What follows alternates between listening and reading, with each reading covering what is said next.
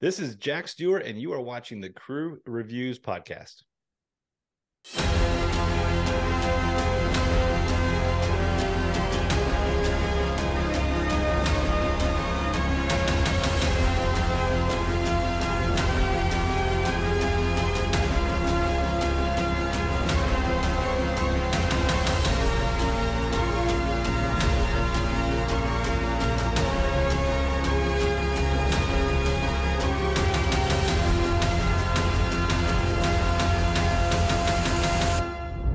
Christopher, for the second straight show, we have the benefit of having a longtime acquaintance join us to celebrate their debut novel. Our friend Jack Stewart's here to talk about his fantastic thriller, Unknown Rider. Unknown Rider. Welcome to Crew Reviews, Jack. Cheers, guys. Cheers. I've been waiting for this moment a long time, just to have this drink with you. We've been looking forward to it, my friend. So the pattern is not full, so give us a quick flyby of the storyline of Unknown Rider.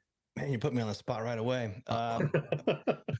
Yeah, so, but I can think on my feet because I'm a pilot, right? So I can think real fast. God, I hope so. Yeah. If you've seen Top Gun, that's basically it. Next question. No, I'm just kidding.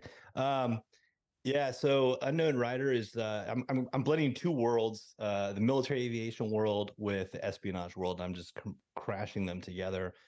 Colt Bancroft's a Top Gun instructor who is flying off a carrier in his Joint Strike Fighter, which is the 5th generation stealth fighter.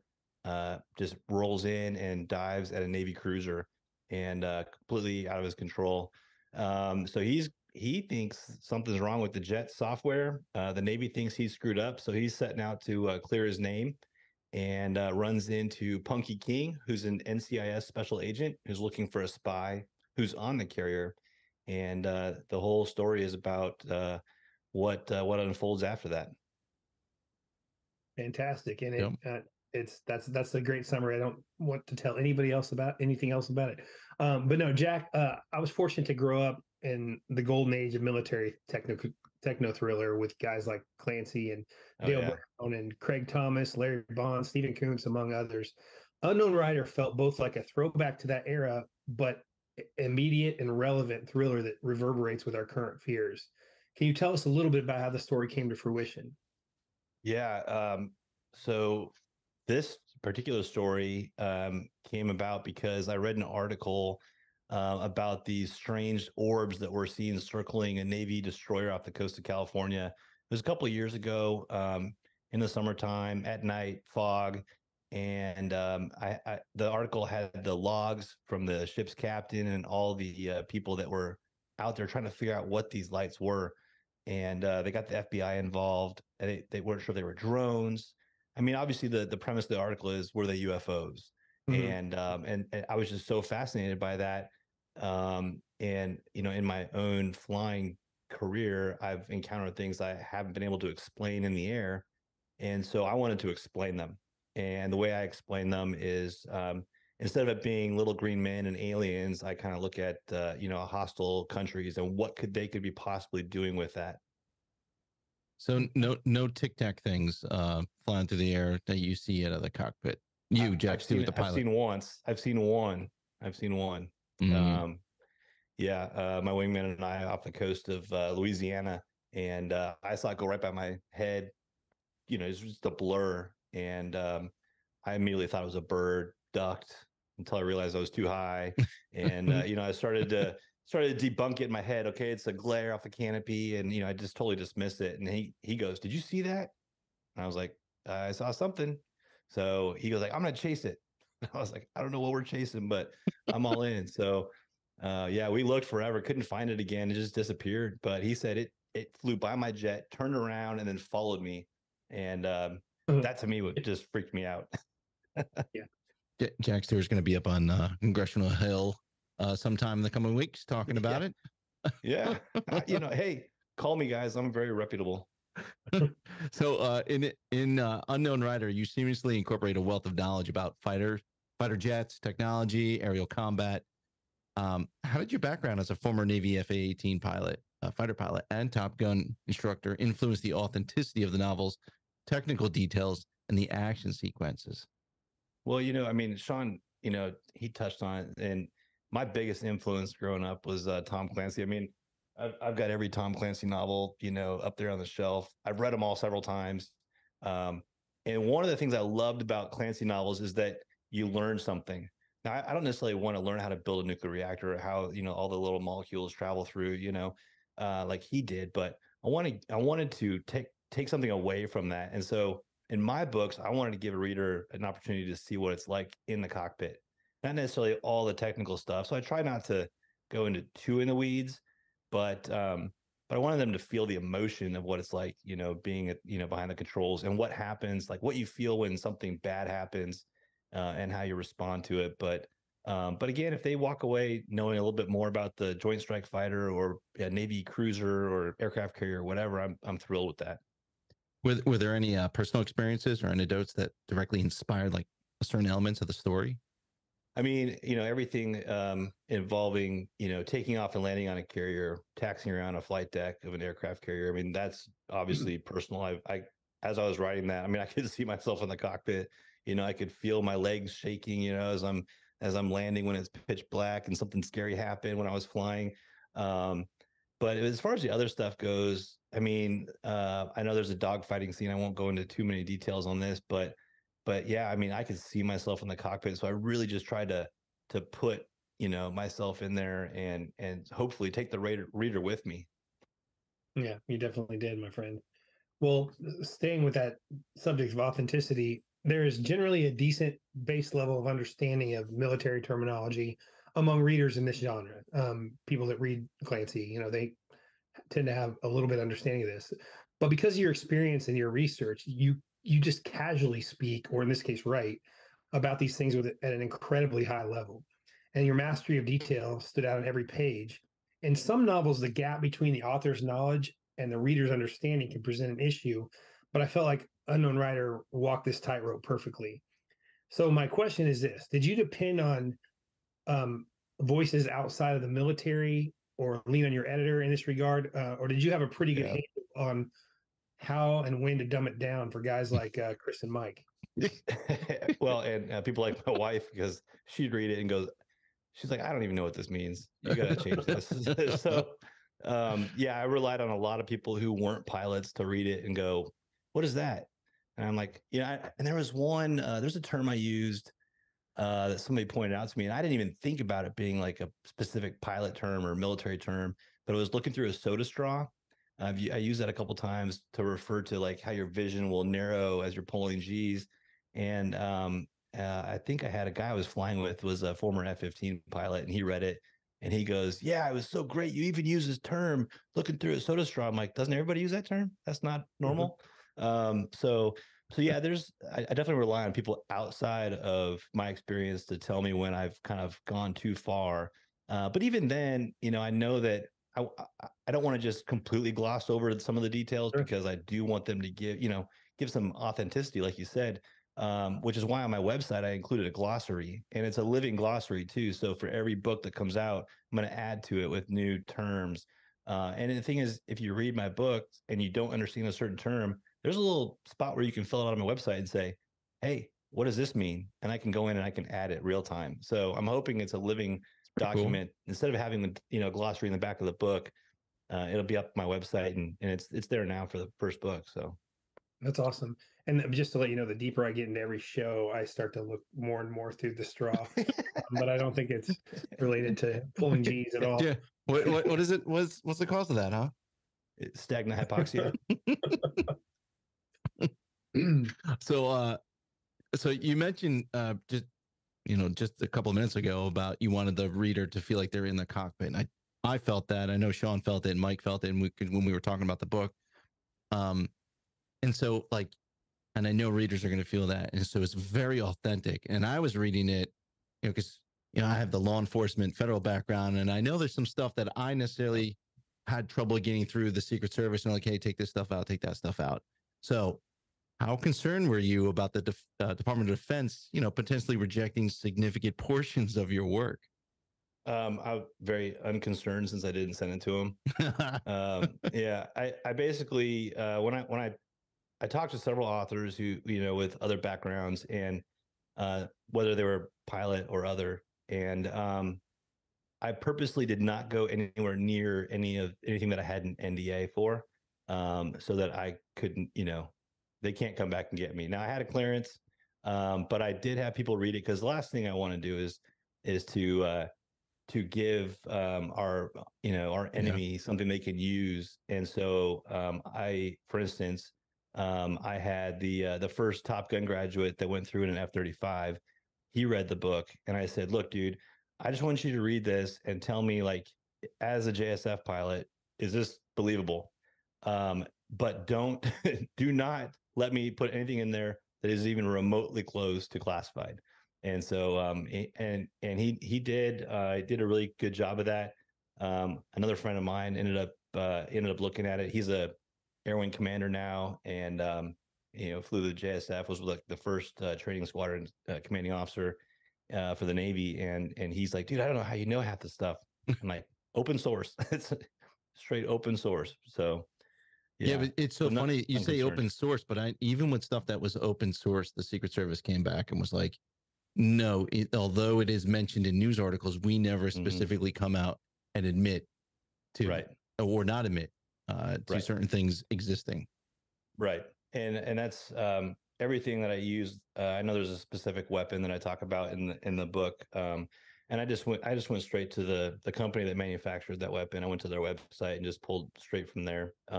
Honestly, most of the technical details for the aircraft in the book I get from video games. DCS is a really good one. They've got detailed, checklists and pictures of the displays and what they look like. And I just went off of that. Yeah. So what video game is that? Because I'm not familiar with it. It's called DCS. I don't know, Digital Combat Simulator, maybe.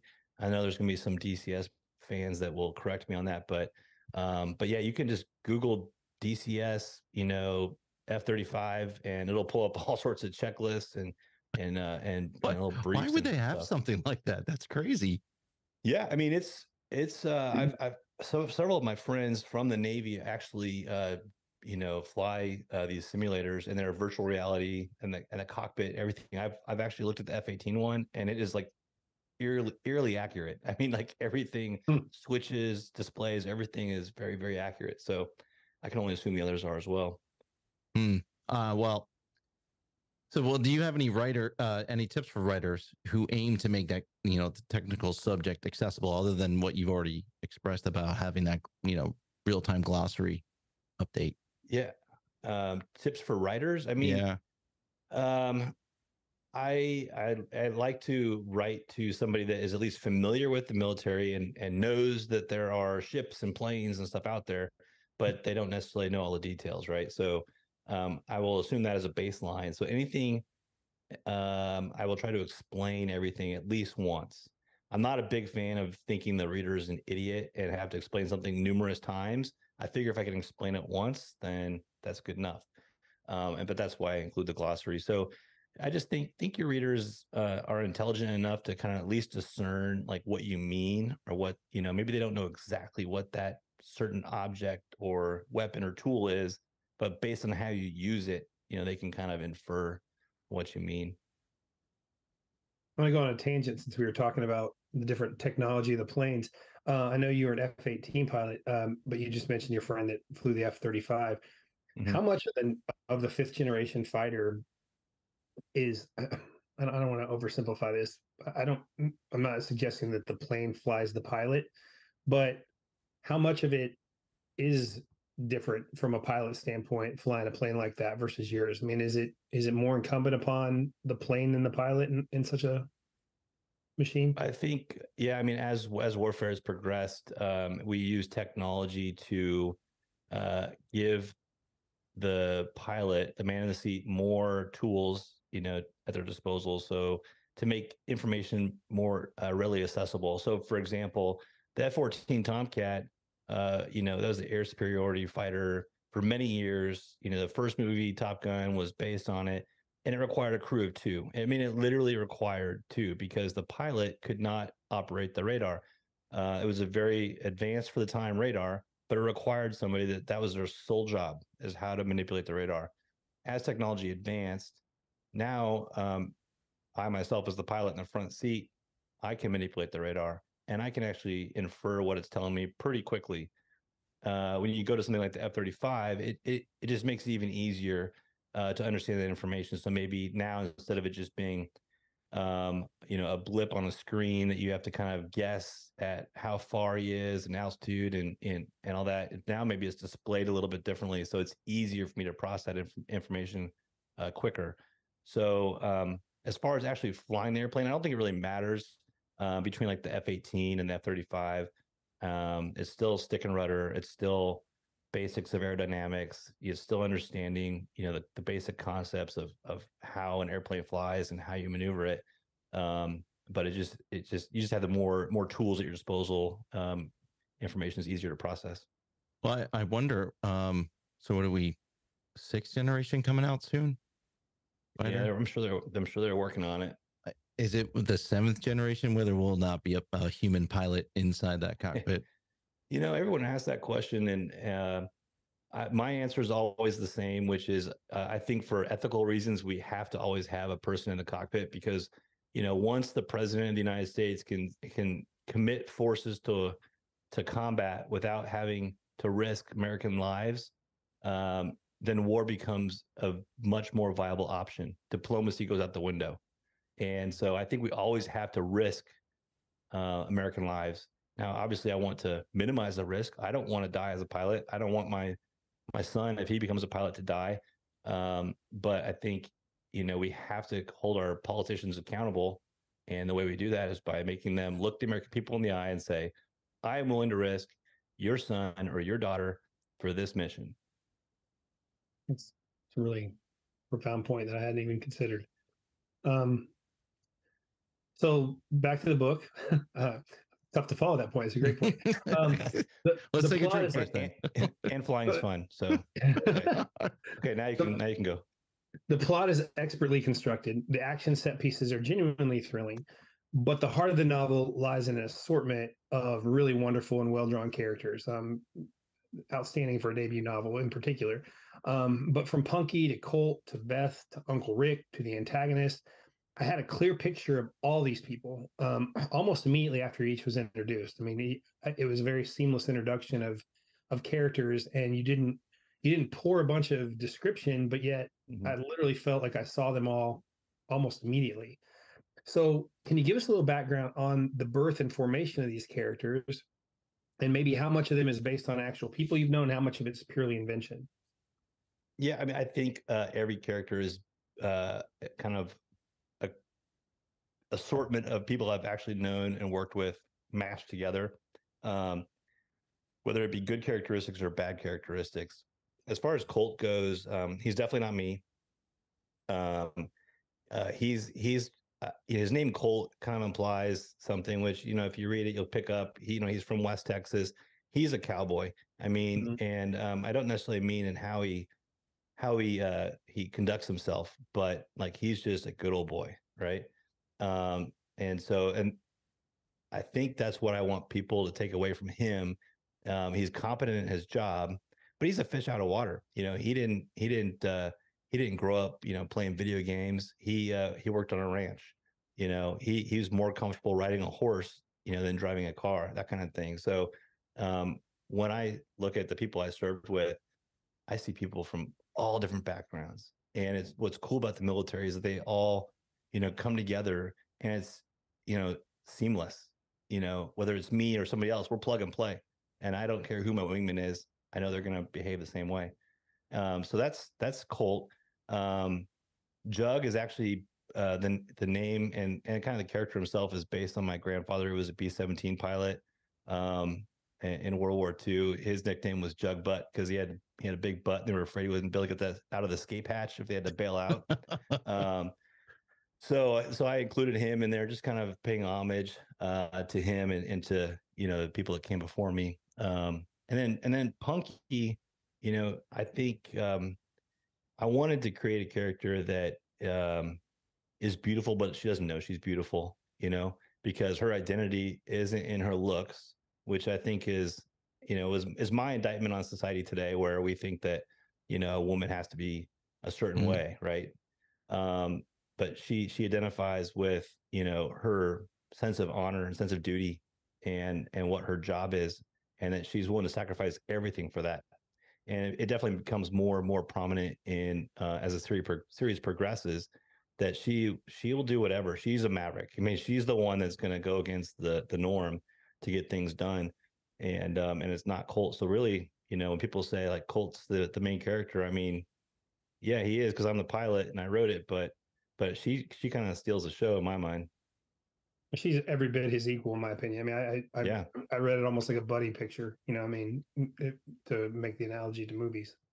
Yeah, I didn't want the woman to be overshadowed by the man. I wanted her to be as much a hero, if not more. Yeah, she's just not a simple sidekick or Yeah, something like that. So the book also highlights a conspiracy that extends beyond thrilling aerial combat sequence. Could you delve a little bit deeper into the nature of this conspiracy and how it affects not only Cole, but also like the broader context of the story? Well, like, were there real themes or like real world concerns did you aim to explore through this conspiracy plot?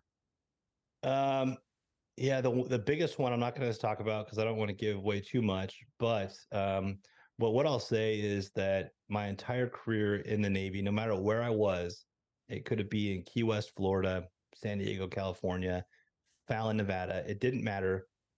It was almost certainty that there was a foreign intelligence officer working on the base, going through my trash, pulling things out of the trash.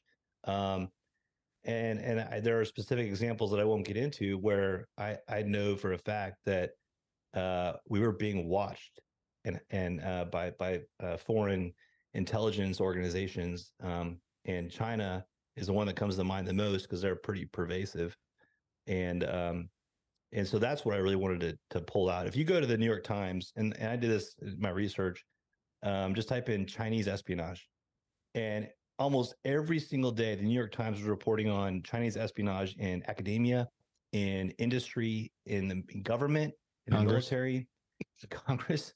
I mean, and I'm not the first to talk about it. I mean, Brad Taylor wrote about it, kind of a similar sort of topic in American Trader. And I'm not the first, but I think I wanted to portray it in a different light. I wanted to portray it in our backyard, like stuff that happens like on the streets of America today is a thing that I want readers to take away from this. I think it's interesting that I think a lot of Americans see Chinese espionage like the balloons flying over as the signal intelligence, as opposed to the human intelligence and all the agents that they have working, like you just mentioned, everywhere. Everywhere. And it's around the world. I mean, I was in Afghanistan on the ground, and I ran into Chinese in Afghanistan, Chinese troops while like confronting American troops on the ground in 2010. I mean, and then I was in Africa, and they're building this huge, massive base that's built now in Djibouti, directly threatening our presence in the Horn of Africa. I mean, they are everywhere. I mean, around the world. Yeah, they're looking to secure resources. They're confronting us in Africa. What are they called? The Belt, Silk Road. The Belt and Road Initiative. Belt and Road Initiative, where they offer these infrastructure loans, and they know that the host country can't ever pay it back, and then they just own it. Yeah. Oh, and here's a Chinese what do they call it?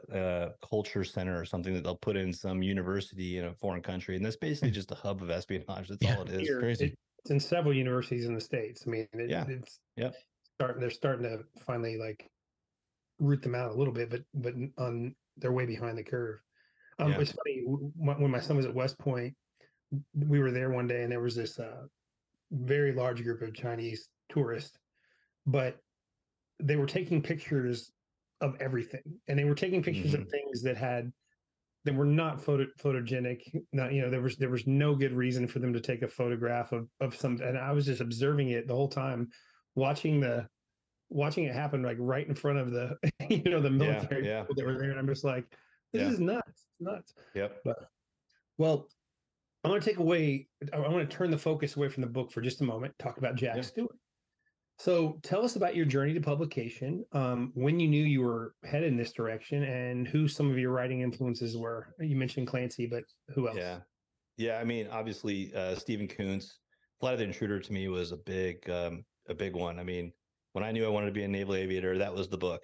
And obviously, um, gosh, I mean, there's so many, but all the Cold War era um, military spy thriller authors, those were the ones that I read as a kid. When I'm in the backseat of my parents' Bronco too, these were, bobbing and weaving, on some Sunday drive, making myself sick in the back. That's what I was doing. But I was always a reader. And I think that carried through my time at the Naval Academy, every single deployment I was on. And I was always dabbling in writing. Like I was like, I want to write a story. And so I'd sit down, I'd write one chapter, and it would be the best chapter ever. And then I just put it away, toss it, whatever. I just never had that staying power. And I think it was probably like 2015. I was on deployment in Africa, and I said, you know what? Like, I saw some really cool stuff. I'm not going to talk about any of it, but I'm inspired by these people. I thought the Greatest Generation, was over with my grandpa. No, I mean, we have the Greatest Generation now. Honestly, it's the politicians that hold us back. And I wanted to honor those people. And so I sat down and I wrote this book, and it was trash. I mean, it was the worst book ever, but I still sent it out.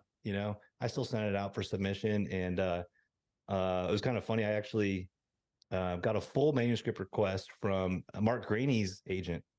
And I was like, oh man, on the first day I get this back, I'm like, this writing thing is easy. And so I sent it off thinking, oh, and then I got another one. I'm like, there's gonna be a bidding war for me. Like I'm the next Tom Clancy. And it didn't happen that way. It's weird. 6 months go by, I hadn't heard anything. And so I put it on Twitter, and I was like, and I tagged Mark in it, and I didn't know him at the time, but I tagged him in it because it's like nudge, nudge, not, hey, if an agent asks for a full, will you hear back from them? And he actually responded and said, yeah, you should hear back from them. And so it kind of encouraged me. And that was the first opportunity for me when I realized Twitter was an opportunity to like reach out to other authors. They're accessible, right? And that's when I started to really kind of gather my clan around me. So Scott Miller did not sign me, and that's okay. But once I finished that first book, I realized that this is something I could do, but I want to take it seriously now. So I started reading about how to write a story, like the story structure, stuff I really didn't know. Save the Cat was a really big influence for me. And still to this day, I have a spreadsheet kind of following. I don't really adhere to it too much, but I sort of follow the beats, in the story, and it kind of helps keep me focused on where I am on the ups and downs of the plot. But I wrote 5 more and got nothing but rejections from all of them. Wait, you wrote 5 more books? Yeah, I wrote 5 more books. So 6 total books at this point. Yeah, 6 total books. 6 total books. The last one was called Pony Up, and it featured a character named Colt Bancroft.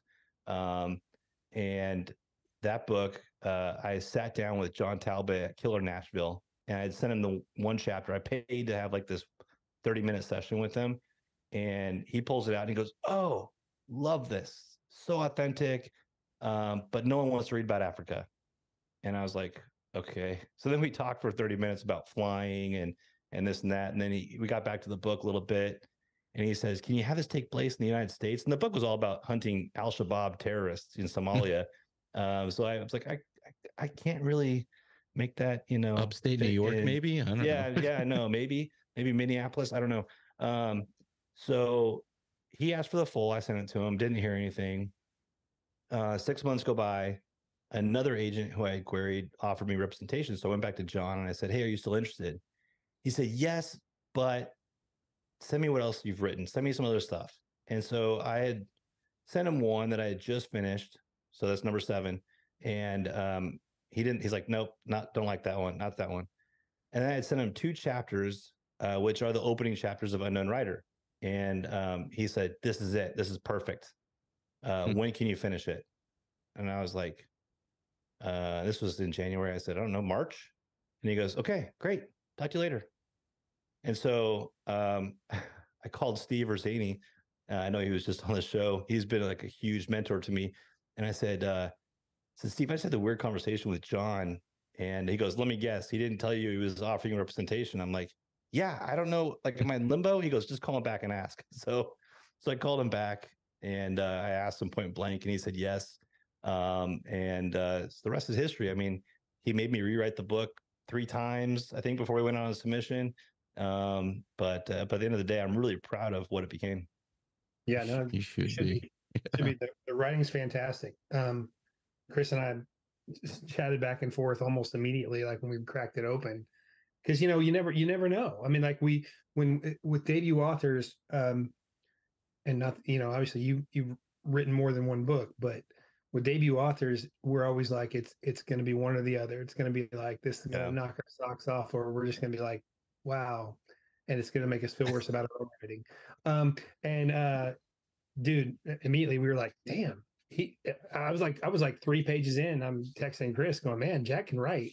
He's like, yeah, I know. And That's surprising, right? No, there's not at all. It's just like, well, it's just it's because it's a debut to us. Like, we don't know you already. Yeah, and when we say he can write, we don't mean like you can write. I mean, obviously you got we're talking like that means you're in a higher level of the stuff we read when we use that phrase. And no, right away I was hooked with the writing and the story pretty much instantaneously. I'll let you know that I went back. Appreciate that. I went back and reevaluated some stuff I'm working on now, comparing the technical aspect to like what you were writing and finding that fine line between too much and just right. And Sean mentioned it before. Like, you do that perfectly. Like, that is awesome. And apparently, it's taken you, I guess, 6-7 books to perfect that. It just didn't happen overnight. This wasn't like, hey, look at me, like, you weren't fully formed until you got to this book, and it shows. And honestly, I don't feel like I'm fully formed now, and that's one of the big things I've taken away from guys like Mark Rainey, who's just been a huge mentor to me. Is he's always pushing the limits, every single book, and I'm like, that's what I want. And so you talked about the pace of this writing, because this whole 4-book series will be complete in 1 year from now. And I can put the words out, but can I put them out and make them count? That's been my stress, is making sure that the second book doesn't fall flat, and the third book, you know what I mean? Sure. Because I'm here for the long haul, and I don't want to miss an opportunity. Sure. Well, we're kind of staying with the whole thing we're talking about, influences and developing your writing. How, and as we read other writers, we all absorb certain aspects and qualities from what we read, and some of these echo in certain facets of our writing. Yeah. How and when did you think you discovered your own voice, and how do you guard against moments when you're writing that might be more imitation than creation?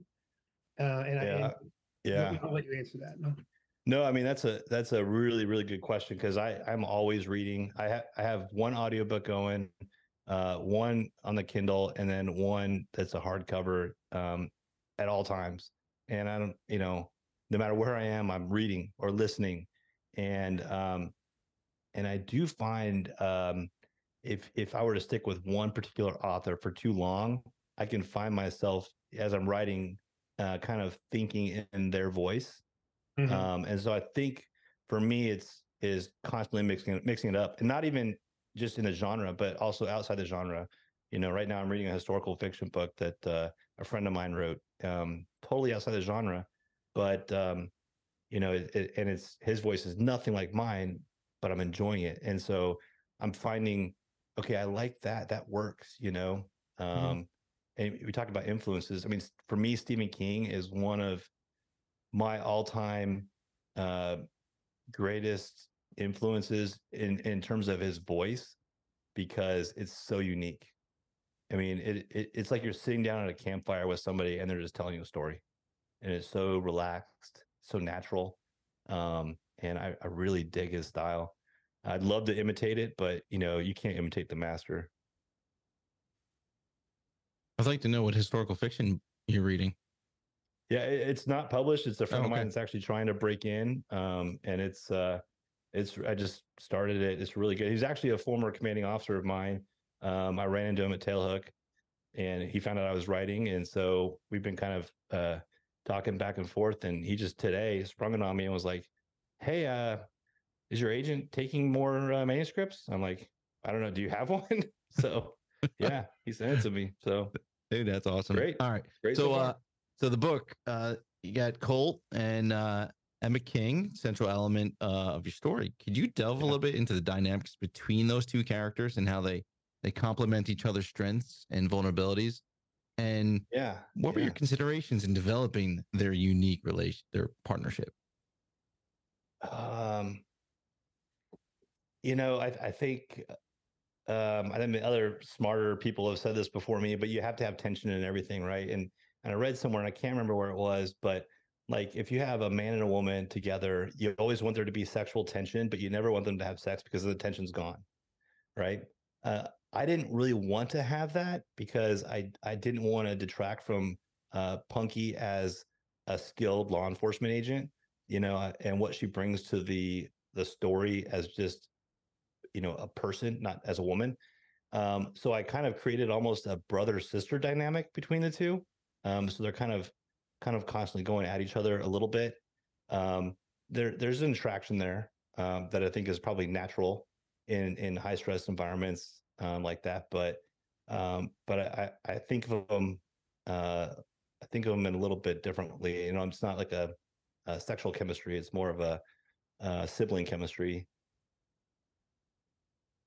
And so, with the Unknown Rider just being the beginning of Colt's journey, can you provide a glimpse into what readers can expect from future books in the series, and maybe other things that you have on deck? Yeah, absolutely. So the second book in the series is called Outlaw. It's available for pre-order right now.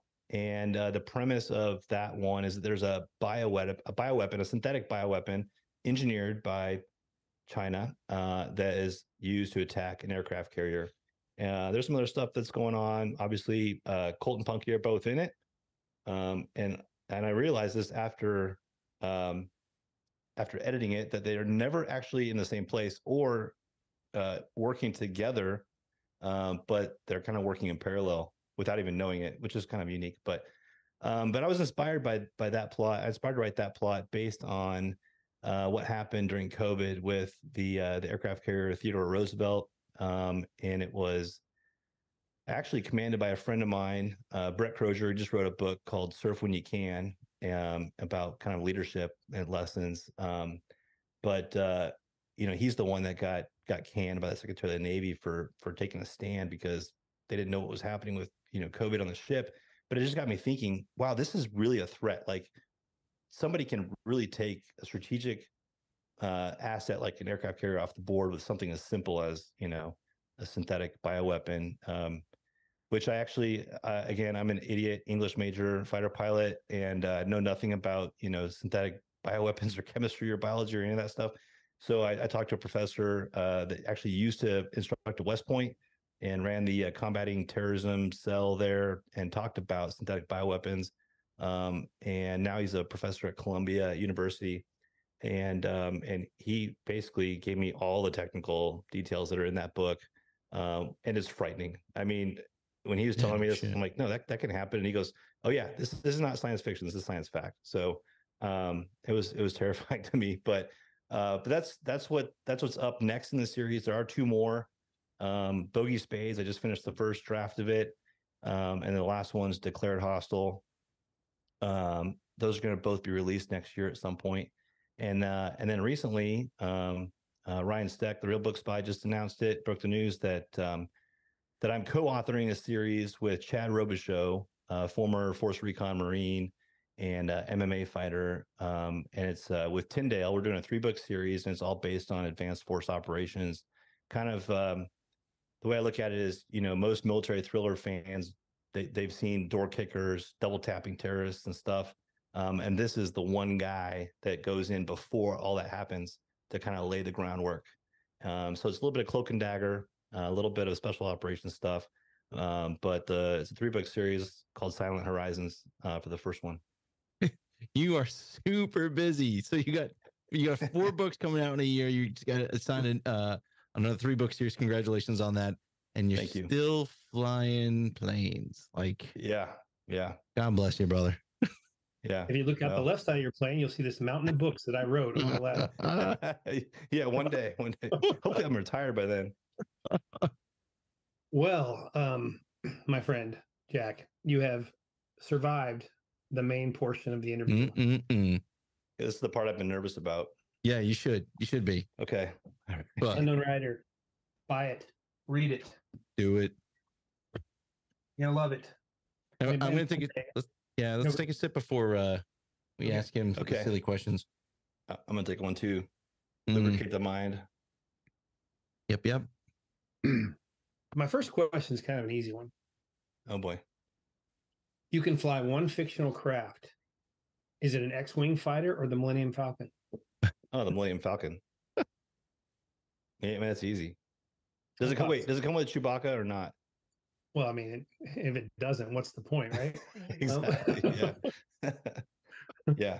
I didn't know, just because X-wings they are kind of cool and they would look like they would be fun to fly, but the Millennium Falcon. Yeah, so I flew single seat my entire career in the Navy, and it's kind of lonely.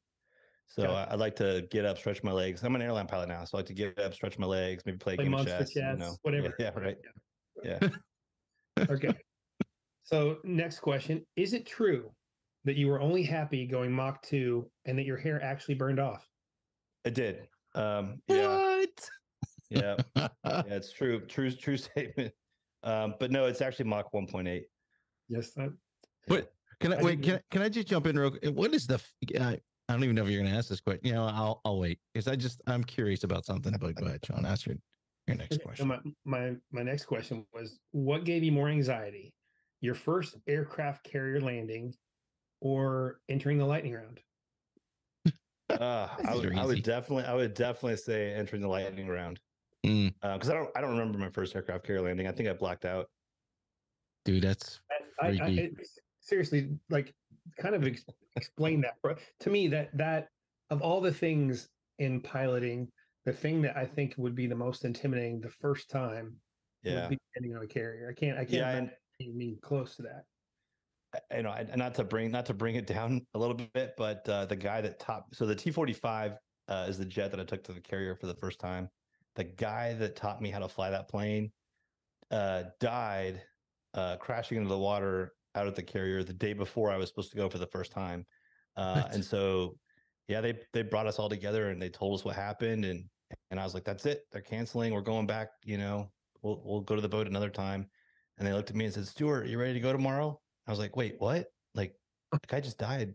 And that was my introduction to naval aviation. But yeah, so I was a nervous wreck going out to the boat that day. Wow, that's crazy. So I got 2 quick questions, and these are not my lightning round questions, but how fast is your plane going when the tail hook catches?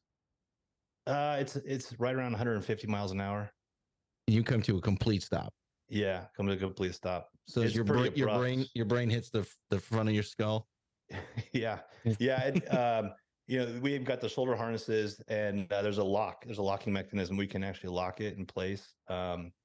And it becomes like a badge of honor to not lock it in place and just hold yourself there, like be a man, right?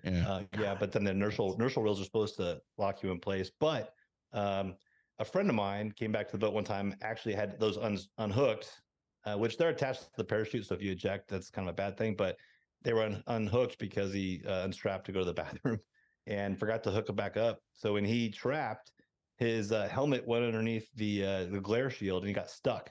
And so he's got the full power and, full afterburner in the wires, and they're yelling at him to throttle back, but he can't get his head up. He's like, stuck down. So, oh my God. He's stuck. He finally got loose. It's okay. And what is the fastest you've ever gone?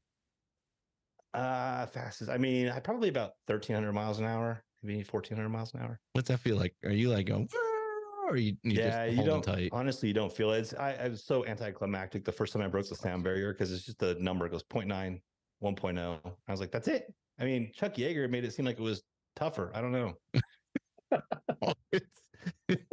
Yeah, he's So tell me if I'm wrong. Your call sign as a fighter pilot was Farley. Farley. Yep. If you, that was given to you, right? Yes. So if you Yes. could have chosen your own, what would it have been? Maverick, obviously. Yeah.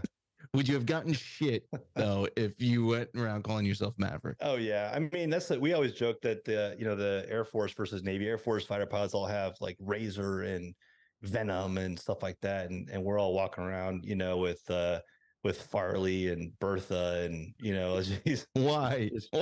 Why can't you guys have those cool, kick-ass, like violent names? we just like to make fun of each other too much. I'll give you.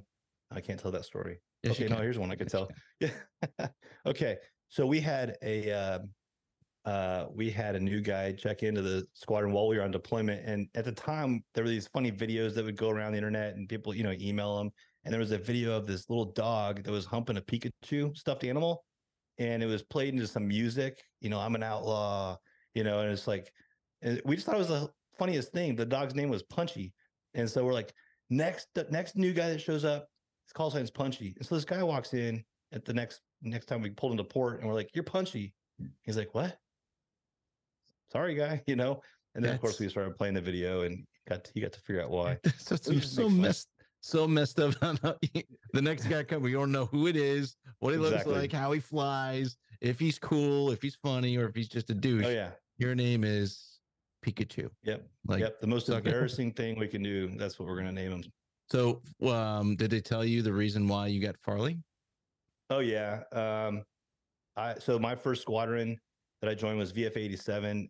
On 9/11, they were actually on their way home on the Enterprise when the Twin Towers fell. The carrier turned around, so they were the first guys to go drop bombs in Afghanistan. And I was the first new guy to join the squadron after they came back. So I'm this young lieutenant junior grade, just skinny little kid, like, hey guys, like me. And actually I wasn't skinny, I was big, which goes into the story. But they did not listen to a word I said. And so I had to give a lecture, and I was standing up in front of the room of all these combat seasoned aviators, and not one of them was listening to me. So I just kind of started trailing off. And somebody goes, "Oh, did I hear a Niner in there?" Like Tommy Boy, and they start pulling out all these Tommy Boy references, calling me a fat man in a little coat. And so anyway, and the rest is history. The rest is history. Did you ever experience, here's my second question. Did you ever experience an oh shit moment while in a cockpit, and can you share it? Oh man. I mean, yeah, there's a bunch. There's a bunch of those kind of moments, but like the one that really sticks out to me is my very first combat mission in Iraq with VF-87, and they started shooting AAA at us, and I saw the flak bursts below my aircraft and all around me, and it was like holy shit, this is for real, like this is war. I could get shot down. And so it was a moment of kind of terror, and then it was quickly replaced with anger. And I was like, motherfuckers, like I want to bomb you now. Drop some shit on you, drop some hate down on you. Yeah. I mean, that's the one that sticks out to me the most. No, like inverted MiG-29 giving the finger. Nothing like that. We did. I know. We did do some air combat maneuvering with some Israeli F-15s, just impromptu. Like they just join up on us, and the pilot would be like, "Hey, like you want to fight?" Just with hand and arm signals, and we're like, "Sure." And so we started dogfighting with them, and then we were all done. We just kind of waved to each other, took some pictures, and left. And I go back and I'm telling everyone in the squadron and showing them the HUD footage and the pictures and everything. And my skipper's sitting in front of the room, and he goes, "They're flying with live missiles, right?" I was like, "Wow, yeah." They painted you, lit you up. Yeah. So the next day they said no more flying with Israelis, impromptu. All right, this can be your final question. Did you ever contemplate the idea of applying to the NASA astronaut program, or take any steps in that direction? No, absolutely did not. I actually have several friends who did. In fact, a classmate of mine from the Naval Academy has actually been in space. She was a Marine Hornet pilot. And I remember that. Yeah. I knew back then that she was destined to be an astronaut. and I was destined to be an author.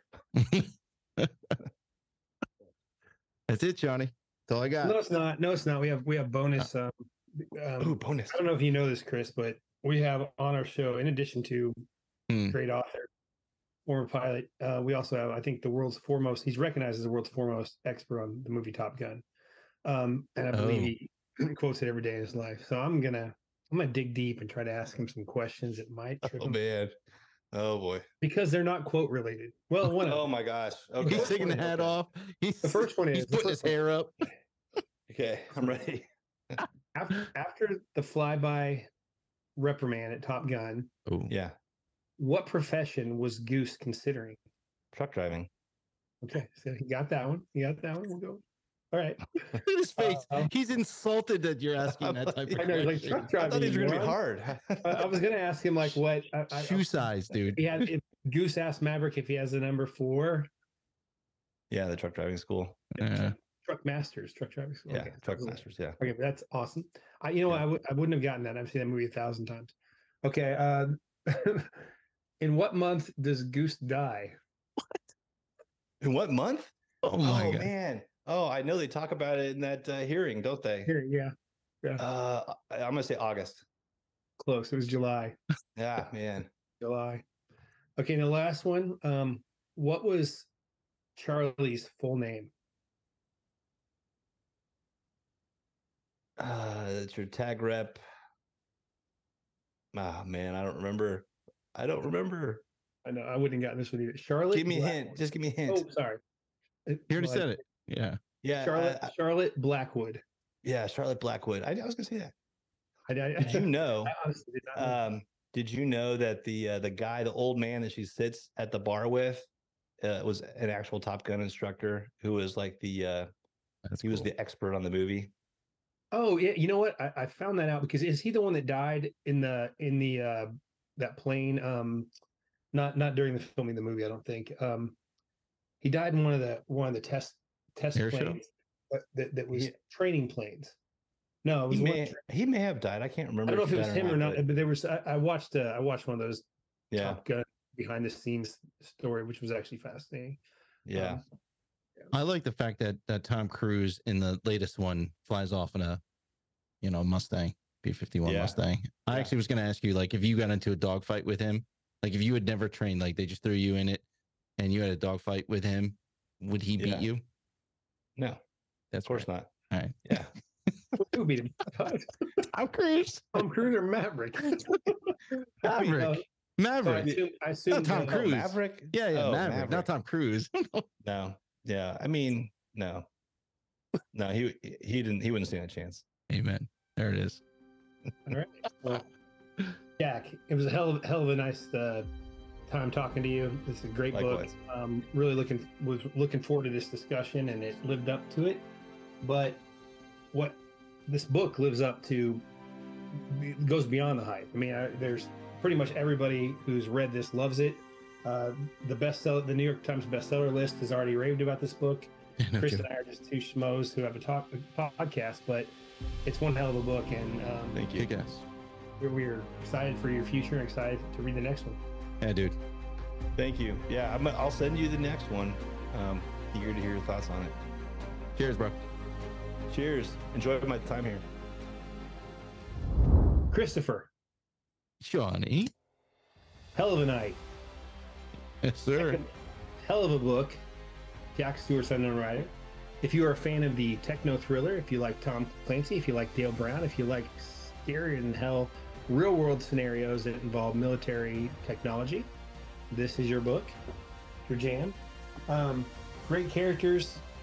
I loved everything about this book. And it's really cool because we knew Jack win. When they say, "Oh, I knew you win." We knew Jack win. We knew Jack win. He had not had a book out, and now he does. And it's his first of many successful books to come. Amen. Hey, Sean, real quick, you started something last show. What was one thing that you learned? One thing that I learned. I'll tell you one thing I didn't learn. Go ahead. This was not his first book. Yes, that's true. Not his first book. In fact, he wrote like 7 before which made me feel a little bit better about myself because this book was amazing. It was so good. It took some work to get this good. Just didn't happen overnight. Yeah, and the cliche of writing is a process. It's a cliche because it's true. Yep. I don't know. I haven't read any of Jack's books prior to this, but I will tell you right now that his writing is on point. It's in the top third of the books we've read since we've had this show, as far as the writing style, the description, the technical ability. I'm super impressed, and it's really cool when somebody who's as good a guy as Jack is as good a writer as he is. Amen. Amen. Cheers to you. Cheers to you. See you Come back next week for another Crew Reviews.